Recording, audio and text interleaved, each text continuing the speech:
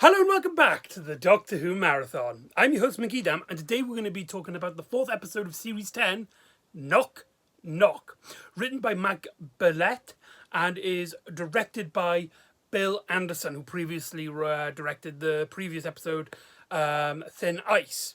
Now, this story was one of the stories that I was actually really looking forward to when Series 10 came out.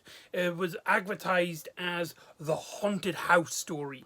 Surprisingly, despite Doctor Who doing a vast variety of genres, haunted house is a genre which seems to have fit Doctor Who so well, but yet it only gets rarely actually happens.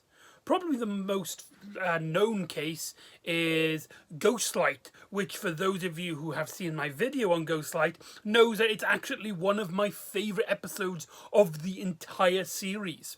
Though I don't think it counts, there is a very haunted house elements in the story Blink, and that is also a very well beloved, iconic episode. In fact, it's considered by many to be one of the best of the entire series. And so it seems really odd that we don't get a lot of these. However, I do actually really enjoy this fact, as it means that when we do get a haunted house story, it's something to look forward to. It's something that can get it's something that comes out of the ordinary, and so it's always a special occasion when we do get a haunted house adventure. Now, this story is also noticeable for being the first episode, and I think it's the only episode so far to be recorded with a special 360 soundscape. So if you have special speakers in your home and you are watching this episode, the sound can be heard in a 360 degree angle from where you're sitting. So say now somebody's knocking on the far left, you will hear it on your far left. But if somebody could hear, knock something that's supposed to be behind our characters, you will hear it from behind you, and it's supposed to give this immersive experience. Sadly, however, because of how my house is set up, I wasn't able to listen to it in the 360 soundscape. So despite it being an important factor into the story's creation, it's sadly something which I can't really talk about. But anyway, getting on into the story at hand.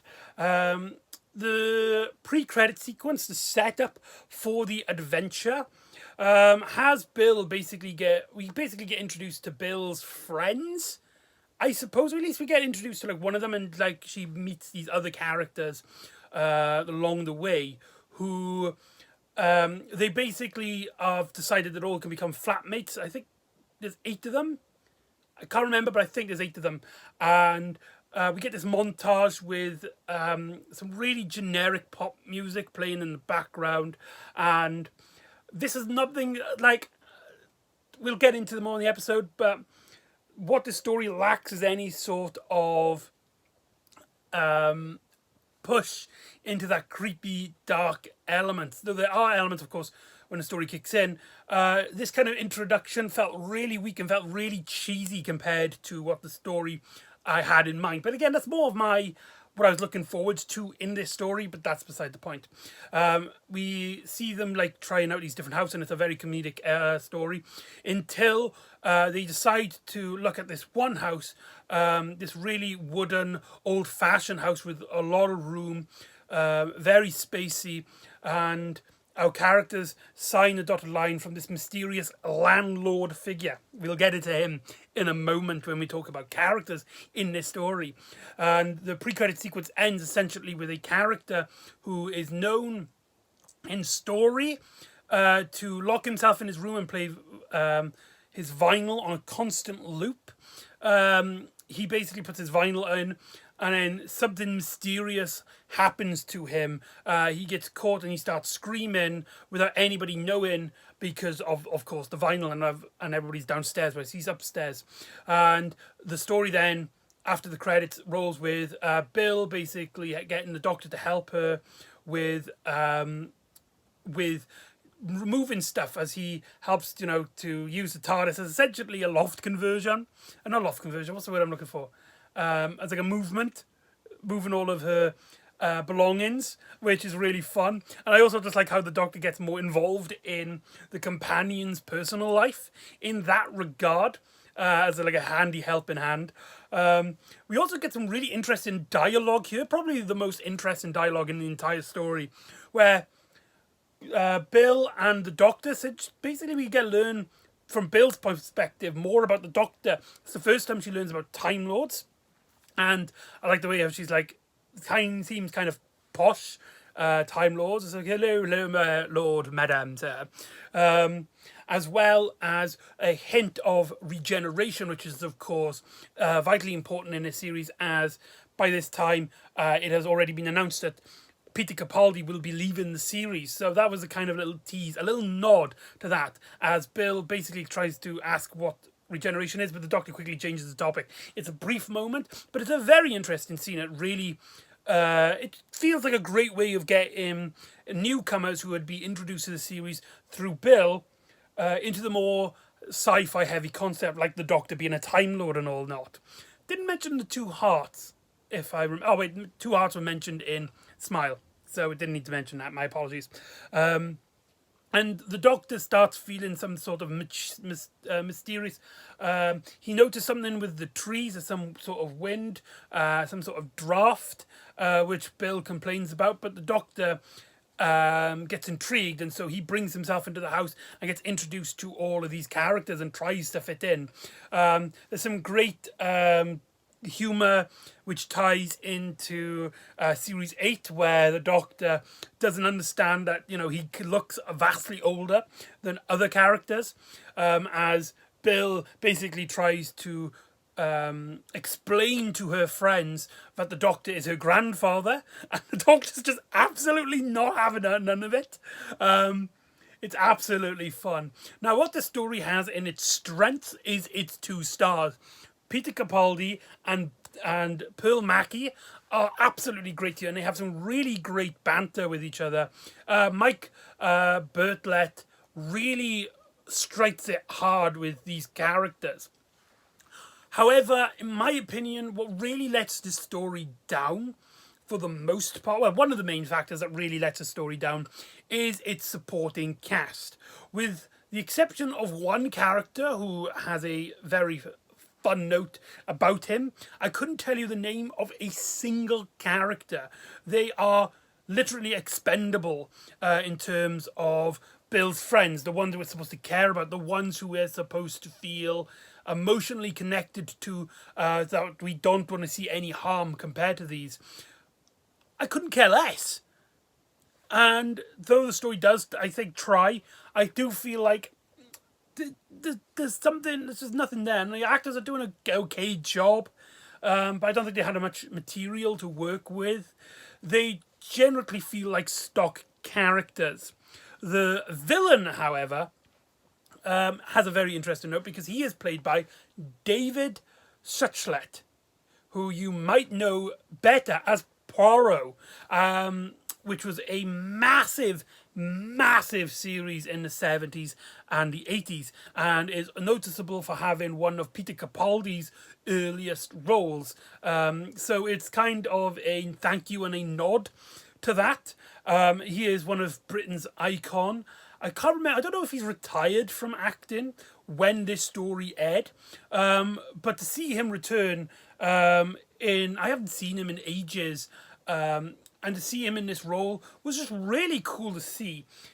Sadly, however, despite the fact that, you know, he's given some really creepy and strange things to do, and he also has this great demeanour about him, how he's just constantly smiling and stuff, and he's got this kind of shy, quiet personality, but he also has this kind of underlying hardness, shall we say, especially when he's staring people down, when he's hitting the tune fork and he's like concentrating and he's knocking on wood, and he has this kind of polite mannerisms about him, and he's really cool and all in terms of performance, and he really nails it out of the park here.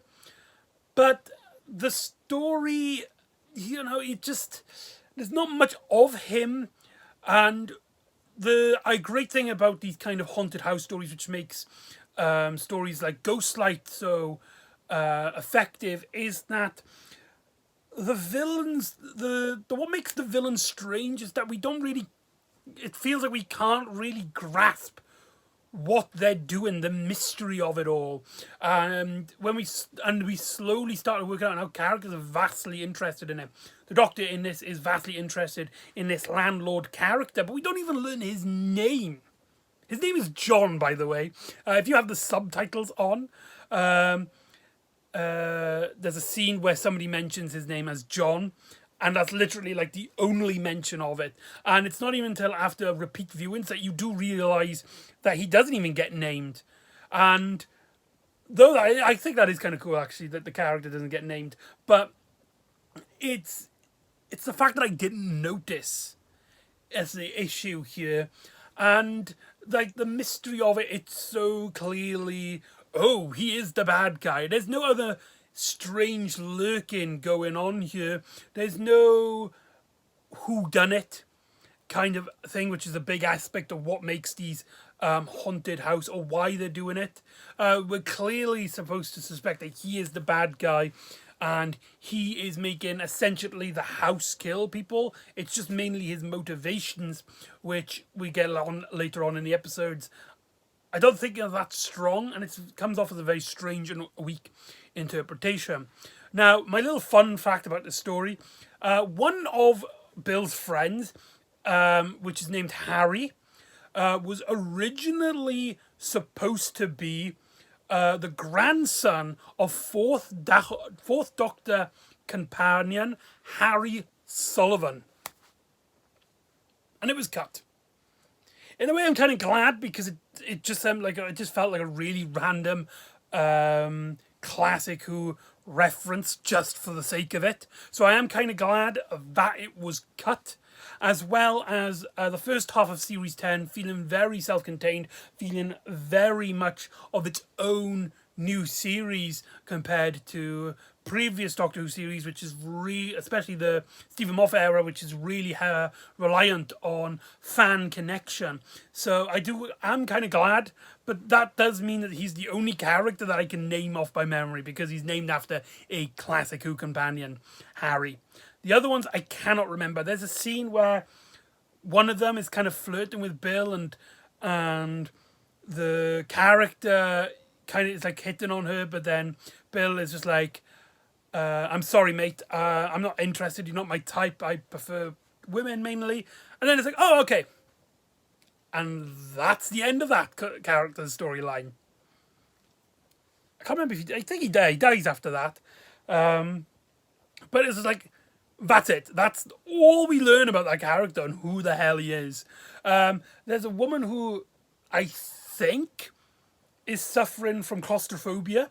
The fear of being tight and being trapped. There's a little like hint of it earlier on in the episode, and then when basically everything's going into chaos and everything starts locking up, she escapes, and she does, only to be eaten by a tree outside the episode. It makes sense in the context of the story. But it's very poorly handled. I didn't even know that if she is supposed to suffer it or not, or it's just the fact that it was a terrifying situation. But especially when we consider that we, in this marathon, have watched this story just after Detained, which really dealt very well with claustrophobia. This story feels like a massive downward spiral.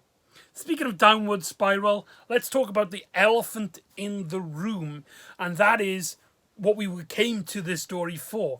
A haunted house adventure, the spooky, mysterious adventure. The advertisements, the talking about this story, I can't remember, but I believe Stephen Moffat did compare this story in the build-up to this story to Ghostlight, this really strange, eerie adventure. And I was really filled up with it. But it's not that strange. It's not that odd. And in terms of an atmosphere, with the silly pop music, the constant jokes, the bland stock characters, and it frankly weak directing, which is really, I feel like Bill Anderson really put all of his effort into Thin Ice. There are some great moments. There are some great bits of directing. There's a great bit where the Doctor and Harry, they put in they go into this little, like, elevator thing, and then the Doctor's lighted by his torch, and there's a great scene there. But really, in terms of like strange, odd moments, you got the landlord. You've got these bugs, which seems to be trans-dimensional and can sort of go through things on a molecular level, seemingly going through the wood, like wood lice. I can't remember, the Doctor gives them a name. I believe they're called like tyrants or something like that. But yeah, it's just not much meat to it. There's not much meat to it. And that even boils down to its ending, where there's a really, actually, I'll tell you what, there's a really great moment where Bill and her friend, they find one of the characters half trapped inside the wall, and his record is just like stuck on the loop. And the landlord comes in, he takes the record off, and then the boy gets completely swollen by the house. And then that's a really cool scene, but that's really that's really the only scene which has what I wanted to see in this story. As this basically leads into the final act, the twist of the story, where we basically learn that the landlord has been looking after this woman who was ill and has turned into this wood creature and feeds off the energy of the house. There's a twist within a twist. We are originally led to believe that he is a father, and that he is the father of this woman, and he tried to fix her and found these insects, found these bugs, and connected with the woman, and he's found a way to keep her alive by feeding her this house. We also learn as well, every 10 years, the landlord brings in new hosts to feed this woman. However, as Bill points out, the age doesn't really match up, and the Doctor basically realizes that this character isn't her father, it's her son. What does that change in the narrative of things? Like, it convinces the woman that she must take control. Huh? And also as well, just like, I don't know, I just wasn't really feeling it. I do like the tragedy of it, that this boy basically spent his entire life sacrificing kids just to keep his mother alive. But we never feel that strong connection. This woman literally gets introduced in the last 3 minutes of the episode. We don't really feel it. We don't feel it in terms of the narrative, and we don't feel it emotionally. And it's kind of sad. The story ends with the wood woman eating, basically sacrificing herself, killing the landlord and herself, and probably one of the most stupidest decisions this story ever did. It just let all of Bill's friends just come back, which begs a whole lot of questions, like, what happened to the ones that were eaten away 10, 20, 30 years ago? Did they come back? They didn't. So what happened to them? Do they have memories of it? Like, and also as well, just the emotional ripple effect that this story that ending has, where it really weakens the impacts of their death rewatching it. And it's like, it's not even a death. And it's so clearly like, hey, we're going to put this in so it's not as terrifying for kids. And it just really poorly is thought out. It just seems like a really cop-out ending. The story ends with a teaser with Nardole basically working on the vault. And the Doctor is basically letting him off his duty, and he's going to look after who's ever in the vault.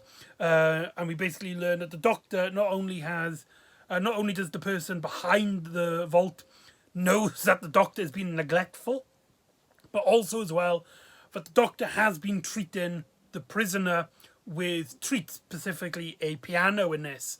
And we get this kind of hint that the person has a sadistic element where the doctor mentions something about kids being murdered, and then it plays like a playful tune, and that is Knock Knock. Overall, despite this being a story I was really looking forward to when Series 4 aired, Series 10 aired, sorry, it was the 4th episode of Series 10, I have to admit it was a very weak and very disappointing story rewatching it. In fact, I had a few issues with it when I first aired, and I kind of didn't have... Like, I kind of watched it and I was like, huh, that's it, and I got on with my life. Now rewatching it for this marathon, it's such a disappointment. It's such a disappointment. Maybe that's my fault for the fact that I wanted it to be like Ghostlight, which, again, is one of my favourite episodes of Doctor Who of all time. That is kind of me.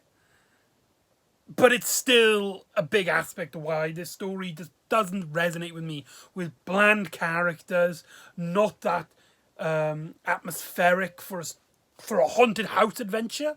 And the only really saving grace of the story, which is actually really good, is the interactions between the Doctor and Bill. But sadly, however, Knock Knock isn't that great. So anyway, that's Knock Knock. So join me next time where we will see what Quill did when the characters were detained in class. What she was doing when the class was detained. That make sense? Awesome. So join me next time for the metaphysical engine, or what Quill did. I'll see you next time on the Doctor Who Marathon. Ta-ra.